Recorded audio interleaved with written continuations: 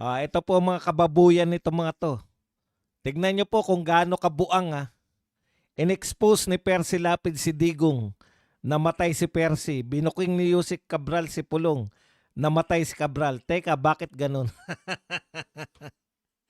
Ang nilalabas po mga sinasabi ni Percy Lapid, panay sindikato sa gobyerno ni Marcos di ba? Sasabihin nyo naman ngayon, si Digong lang ang in-expose niya. Ang dami pong in-expose ni Percy Lapid, kaya nga ang hirap pong hanapan ng ano. Ngayon, ito po, gusto naman nilang palabasin na binuking ni Yusek Cabral si Pulong. Si Pulong, si Pulong po ba yung yung na-expose ni Cabral? Yun po bang lahat po ng mga dokumentong hawak ni Cabral, si Pulong lang po? Kalokohan, di ba? Ang imahinasyon ninyo. Si Cabral po ang mayroong meron pong mga papeles, meron pong mga sa kanya pong opisina malalaman ang lahat ng may insertion. Siya po ang gumagawa ng NEP. Kaya po malalaman mula kay Cabral, marami sa madaling salita, marami pong alam si Cabral. Ngayon, kung totoo tong sinasabi ni Leandro Libiste na gustong maging state witness ni Cabral, bakit hindi po nyo ginawang state witness si Cabral, samantalang sa dami po ng pwede niyang ibulgar, sa dami po ng pwede niyang ng mga nalalaman niya, qualified ba si Cabral? Sa state witness naman may alam ka ba?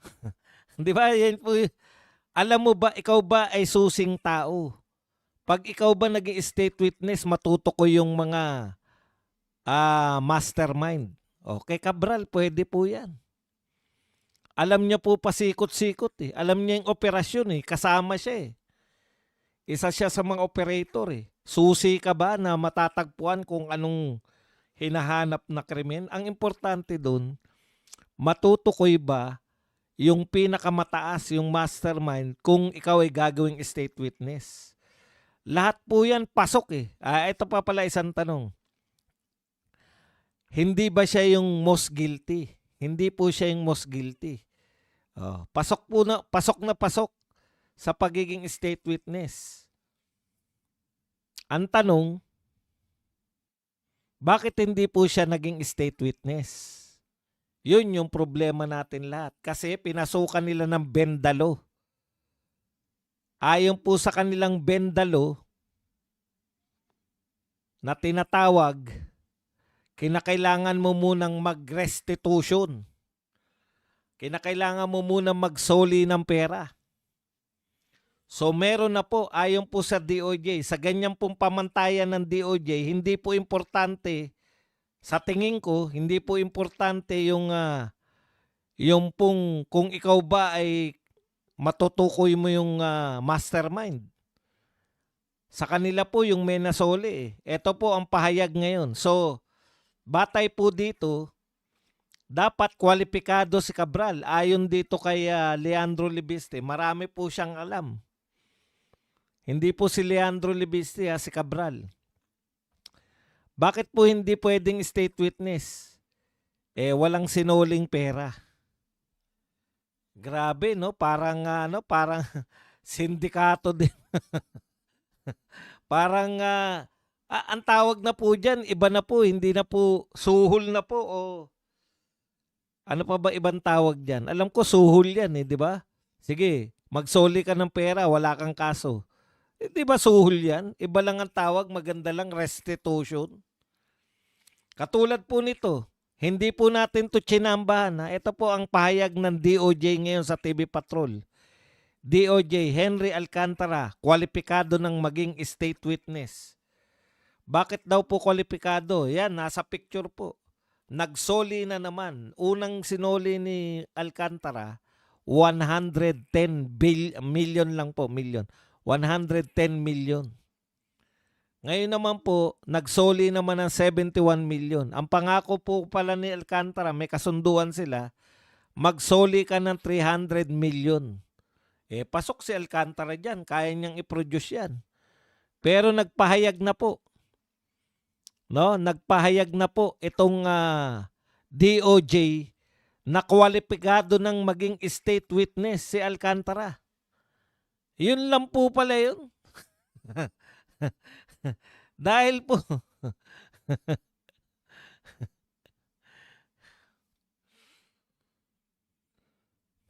okay, eto po kasi may kasunduan pala, former Department of Public Works and Highways Engineer Henry Alcantara turned over 71 million to the Department of Justice as part of restitution process in the anomalous flood control probe. In press briefing, Prosecutor General Richard Padulyon, ito po yung nakadebate ni Marcoleta dito po sa restitution na to said that Alcantara has been provisionally admitted into the Witness Protection Program and now qualifies as a state witness. So ang pangunahin po palang kwalifikasyon, hindi po yung kaalaman mo sa krimen. Yung makakatulong ka. No? Kung hindi, yung ikaw ay nagsusuli. Ito po, Alcantara's newest turnover is part of the 300 million that he needs to turn over, needs to return to the government. He made an initial turnover of 110 million last month, plus ngayon, 181 million na turnover. Kaya siya kwalipikado. Grabe naman pala ang kwalifikasyon natin ngayon. Bonggabong, thank you very much sa 250 pesos na pangkape.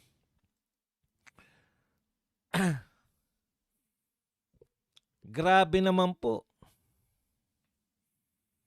No? Ang sabi pa po na Padulyon, hindi naman daw nila minamadali na makapagsoli kagad ng 300 million dahil po nakapres pang asset. Partida pa yan Nakapres pang asset, nakakapagsoli pa ng cash.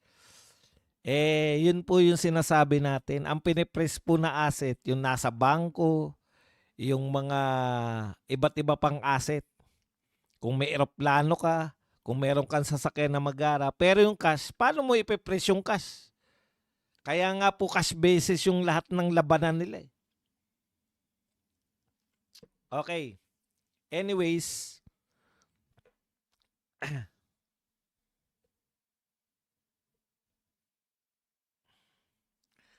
ang pangit po nun.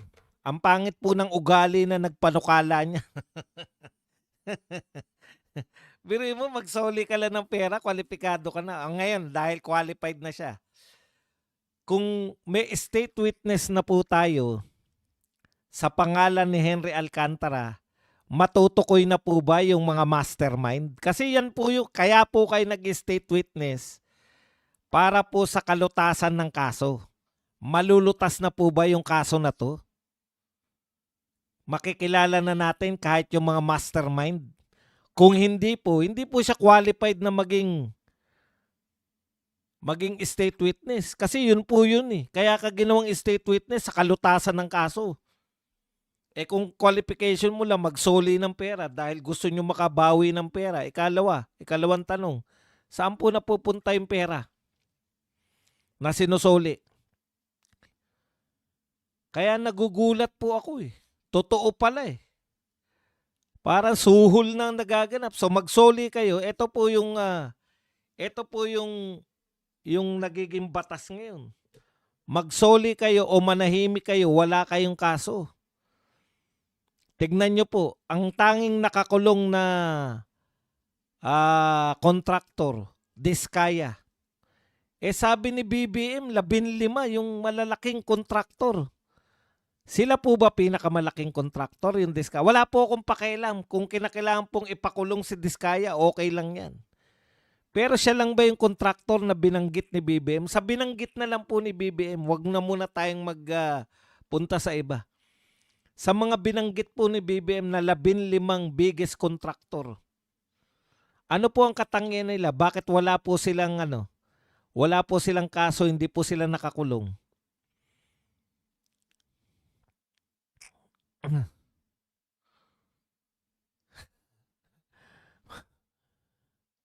Bakit na may helipad? Sa buhok ko ba? Bagong gising lang po.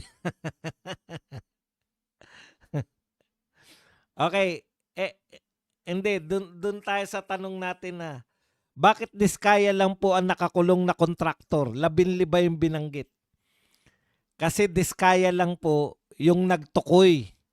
Diskaya lang yung nagpakita, nagbasa ng kanilang ebidensya. Diskaya lang po yung nagsabi na meron silang alam. Diskaya lang po yung kumanta ng mga posibleng sangkot. Yung mga sinangkot po ng Diskaya, laya po lahat.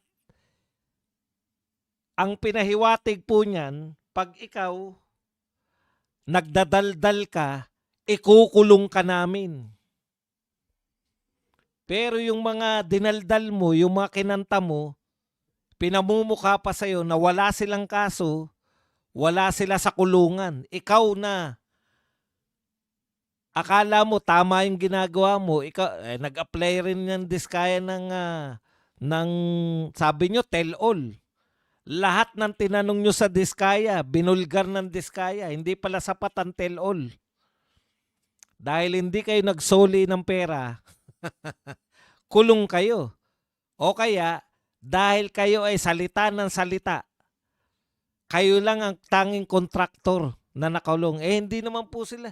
Sa Bulacan na lang po sinasabing mga kontraktor. Hindi ko na nga matandaan dahil wala nga nagsasalita Yung mga nagsabi po na sila po yung kontraktor ng mga ghost project, aminado po sila na sila po yung kontraktor ng ghost project.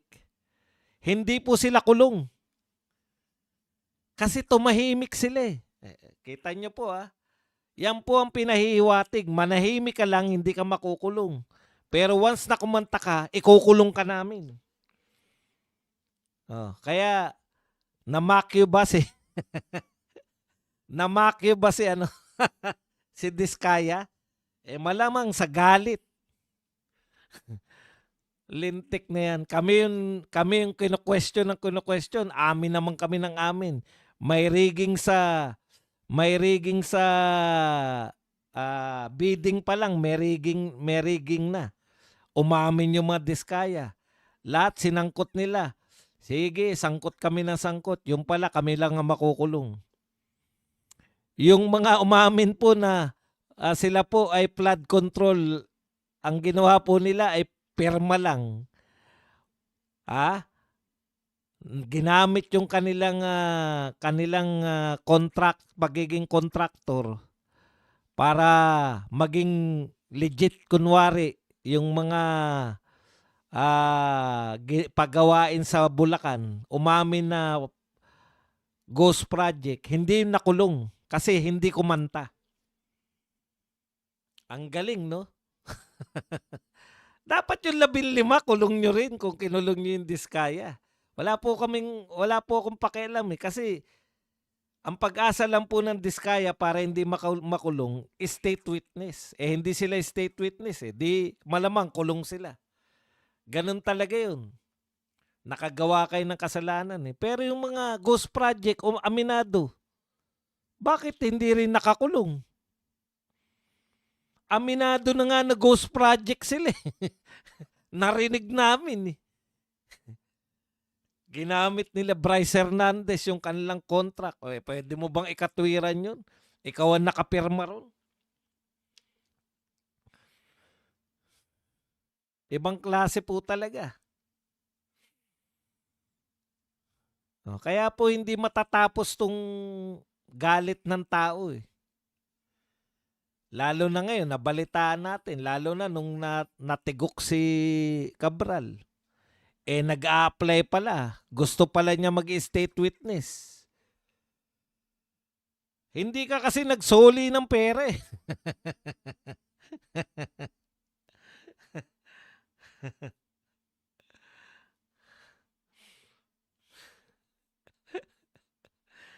Ngayon, ine-expect po natin dahil may state witness na tayo, matutukoy na po yung mga mastermind. Kaso malabo dahil narinig na po natin lahat nung sinabi ni Alcantara hanggang kay Saldi ko lang. Ibang klase talaga. Yan po ang ating pamahalaan. Okay.